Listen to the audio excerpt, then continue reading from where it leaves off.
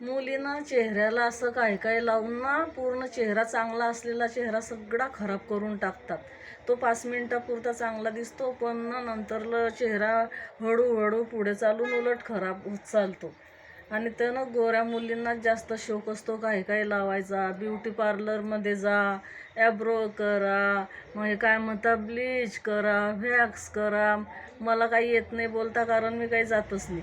आणि काळ्या मुली आणि सावळ्या मुली जास्त जातच नाही. त्या बोलता काय कावड्यानं साबण कितीही लावला तर तो काही बगडा होणार नाही, म्हणून त्या नांदच करत नाही. रिअलमध्ये जसा आहे तसा राहू देतात. देवानं दिला नूर न कधी ना होय दूर. कशाला जायचं ब्युटी पार्लरमध्ये, खराबी होते उलट चेहऱ्याची.